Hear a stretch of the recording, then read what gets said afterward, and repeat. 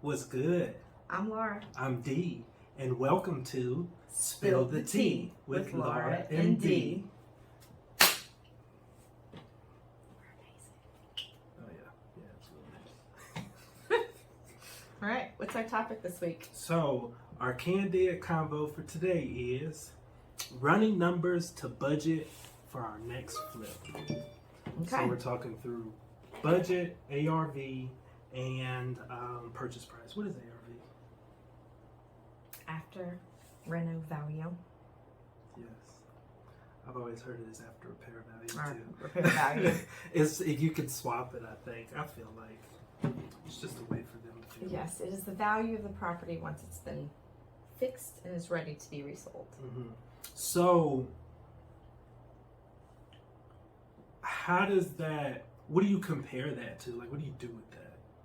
Meaning? Like, once you come up with your ARV, because usually what I do is, like, once I found my ARV, I'll kind of find out, okay, well, what are the comps looking like? Correct. Because I know for a while I was kind of confused. I was like, well, what's the difference between ARV and comps? Because a lot of the times you use comps to find your ARV. Correct. And it's like, well, once you found the ARV, the number that you have to get to make your bottom line, which is easier for us to find now. Correct. Because we've defined it. Correct. And so you take that number and then you match it with the comps. Correct. If the comps are soaring above it, you're like, I want it now. Correct. But if the comps are underneath it, it's like, I don't know. No, it's like I don't want it now. Right. I want it when it's the right like, price. That's called budgeting. Not for me. So, how do you come up with ARV? Looking at comps, I look at the area. I look at, I like to look at price per square foot from a kind of a high perspective. Mm-hmm. We look at quality. So I think that's a big deal. You may have a 2-1 that's got what we call lipstick on a pig sell for $230, and then the whole market wonders why, our reno sold for more than that. It's a lot of times it's because our reno, the quality is super high. Our feedback all the time is, the quality, we love what we see, because we take the time to sand down paint drips and make sure holes are puttied properly and that kind of stuff. And so I look at all of those things, and then to your point, I start looking at the comps. I start looking at how long have certain houses sat on market, kind of looking at, how long should this take us to sell? If we're not selling within that, then, the ARV may not be right or it may be too high because the comps are showing lower prices with longer days on market. And so we just kind of look at all of that stuff and evaluate where everything is. I feel like that part you just said also becomes very important for the budget too. Yes. Because if you notice, every time we go to look at an area, I kind of ask you, okay, well, how long are the houses sitting out there? Correct. Because we're still going to have our bills to pay. We're Holding still going to cost. have our utilities. We're going to have Correct. our mortgage. So, that's kind of good to know up front. Correct. So that way, it's like, sure, sometimes we can't cover it, but it's nice to just have that saved up or Correct. part of the budget. Correct. So, what else do we look at in the budget? We just did this one recently. So what else do we look in the budget? Like what goes into the budget? Mm-hmm. How do you I come up think with the budget? So you come up with a budget by knowing what your strategic plan is and what your goals are at the end of the flip. That was a big word. Ah, we've been reading, y'all. But so our strategic plan is we want to have a $40,000 profit or hopeful profit when we get done flipping. There's lots of ways to look at it. Good numbers. Correct, on good numbers. And there's lots of ways to look at it. A lot of flippers have a formula. They want to make 30% of their money based on their investment. So they take the ARV, they take 30% off that, and then they start building their formula backwards to come up to their offer price. And so we kind of do the same thing. We want to make that $45,000. We figure that's a $15,000 cushion. Even though we have a cushion built into our reno budget, we still like to have a little bit more just because we're newer. And from there, we've got $30,000 to reinvest into the business after that. And so we start there. So if the ARV is, is 200,000, well, that means we're starting at an offer price of nothing more than, what is that? 155,000, right? And then we look at fees and what it's going to cost us to sell the property, right? These are our holding costs, or this is what it's going to cost if we sell the property at this price point. So we then back that out. So things we're looking for there are, maybe cash due at closing from the seller. Like how much are we giving a buyer? What is the standard closing cost the seller's paying in that area? Mm-hmm. This price point, it might be around 4,000. So we're going to back that out. So now we're at 151 is the max we can offer. Well, then from there we go in and we know what is our budget, right? What is it going to cost us? What is our holding cost? What is our renovation cost? And so from there, if our renovation cost is 50,000, we know where we're coming in at, right? Mm-hmm. And so we're coming in at, where were we? We were at 151. So at that point, we would offer 100,000 on the property. Right. And if the seller said no, well, we've got a $15,000 contingency. Maybe the ARV we're looking at, maybe the comps say we could go above that. So we know, okay, well, comps say we can go a little higher. We know we've got our extra cushion. Mm-hmm. So then we would evaluate that. Is the seller happy at 105? Well, we're not passing up a house for 5,000. Right. With our, with our numbers and our strategy that we use. But if at that point the seller wants 120, well, then at that point it becomes probably not a good deal for us. Right. And I feel like what goes into that as well is, like what else is selling in that area, and like how much volume there is, or even how much fast interest there is for that area. So if it's like, we go out there and we don't see but like a handful of other people selling houses out there. Right. They've been out there for 45, 60 days. Well, it's like, well, it looks like this market's moving a little slow. We're going to want to know that. Correct, because we may adjust the holding cost because of the offer price because of the holding cost. At that point, the holding cost increases even though your budget to renovate the house didn't. And I think that was a lesson learned in Haynes.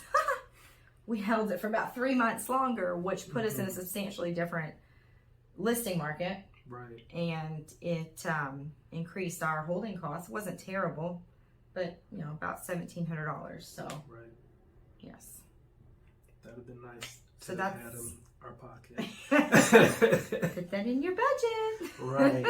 Right. So, and I think that's a lot of things get missed in the budget. Mm-hmm. I think a lot of the times I get caught up in, because I look at so many of those like wholesale emails. Correct. And they give you purchase price, they give you budget, and they give their you budget's their estimated ARV. And their ARVs are always super high. Now be careful if you go that route. I've only found a handful of wholesalers, and it's usually not a wholesaler. It's like a wholesale group or like a brokerage. Right. Who may have okay numbers or close numbers. But even we'll go with okay. Right. But even when you look at that, you have to keep in mind, okay, well, what's included in that budget? Right. It's like if you're going off of the number, $100,000 for the house, $50,000 for the renovation, it's and not then that cheap. Right. And then it's $250 sale price. Well, that may look good at first, like $100,000 spread. But what you forget is, okay, well, you're gonna pay for that all in cash. If not, because you're gonna finance it, so that's gonna cost you something. You gotta pay the bills while you're holding it. Right. You've got to pay resale commission unless you're gonna do it. What do they call it? FSBO? For sale by owner. Good luck. Right. And so there's so many other things that need to be included in the budget. Correct. It's not just the cost of repairs. Right. Materials. And then another thing that's nice to have, at least in cash, is those holding payments for credit cards that you're using, any lines of credit that you're using, anything like that, because the worst thing you want is to be upside down now paying payments. It's like, wow, we got to get this done. It's like, time is of the essence. It's nice, but don't add that we were stress. Lucky in the sense that, because that was another thing that was a lesson learned for us, is we knew about the payments, but we didn't think about where the payment would come from. Mm-hmm. And so we ended up, out of our own personal pockets. And again, we were fine there. We paid the minimum payment, right? So we let the holding costs also accrue interest. So that's something else you have to kind of account for in that budget. And so the way we account for that is we actually have a price per square foot. So we know what our contractor charges us. And then we have created kind of a formula that says, okay, well, if you add an additional $10 to each square foot, that should get you a pretty realistic budget on the renovation and the holding cost. Right. So make sure that when you're budgeting, you come up with a formula, you know what your area, what your numbers, and what your market looks like, so that you can figure out those numbers correctly. Right. Don't wait to buy the house. A lot of investors get really excited their first investment. I mean, I love when a new investor calls me every week and they're like, "Do you have a house?" I'm like, "Not the right one yet." Like, it takes a while, especially when you're first getting started. Right. At some point, if you market correctly, the houses start coming to you. Mm-hmm. So that's something else we should actually talk about budgeting. So strategic plans to help you find your properties. Make sure that, the profit or whatever you're using the profit for, that there is a budget to help you find those properties. As your numbers grow, you're going to want to find houses faster. So we were actually brainstorming today a few ways to start bringing properties to us. And what's kind of cool is a lot of our marketing strategies have us marketing with other businesses. So that's a great tool. We have other businesses, so his folks see me, my folks see him. And we are talking about bringing in my husband, who is an attorney, to start marketing a little bit with him on his social media about probate, right? Nobody wants the ugly house Granny, has been living in for 70 years. All they want is the money. That motherfucker's paid off. And they don't want to pay the taxes or the insurance. They want out. They don't want, Craig interviewed a guy today. He's doing probate for them. The estate is in Atlanta. The heirs are in Michigan. They're like, we don't want to flip it. We want to sell it. We want money. So make sure you're thinking about when you're budgeting, with each house, at least with some of that return, you're budgeting for ways to grow as well. That way you don't stay small unless you want to stay small. Right. So when you said marketing, I actually initially thought of like resale marketing, because there's a cost to that. Correct. Sometimes too. There is. If you hire a realtor, your realtor's fee should cover that cost. Just saying. But there is a marketing cost. So from what you were talking about earlier, kind of like, adding that into your, that kind of goes into how we came up with, that spread, that 40 to 45,000, because essentially, to your point, the strategic plan would be to turn around and use that for additional marketing. Correct. For us to kind of grow our deal flow. Correct. I just made that up, really. I heard someone say it. I swear it's a word. Deal flow? Yeah, it makes sense, right? Listen, I like it. It flowed in the conversation for sure. Right. Sweet. You know what time it is? My favorite time. It's time for question quickies. So, what books would you recommend someone getting started in real estate and rentals? Gap in the Game. Gap in the Game. So for rentals, I'm gonna go blank on the name. Brandon Turner is the author, but he's got a book about how to invest in rental properties specifically. Okay. He actually has a book after that on how to invest in multifamily properties. Okay. Because he's the guy that he's part of Open Door. Okay. So when he first got started, he was mostly just doing small multifamily and just some rentals. So he just wrote a book on that. That one's actually pretty good. Like if you're wanting to get into it, because he basically kind of walks you through it, like how to do it. Got it. I would say anything Grant Cardone. He's a real estate man. He is absolutely fantastic. I would encourage you, if you do read any of his books, listen to them on Audible. He is so passionate about what he writes. We read a lot of books, and by read, I mean listen to a lot of books every year. If you don't watch our book club, we have a book club, and so If you ever want to know what we're reading, tune into our YouTube What are we pages. reading right now? We are reading Rich Dad's Guide to Investments. Yes. Also a very good book if you just want to understand investments overall, kind of, from a bird's eye view. It's a good one to get started in. But my recommendation is anything Cardone, man. Elena, his wife, she is the #1 realtor at EXP right now, I think. I think she has the largest team, so real estate is their jam.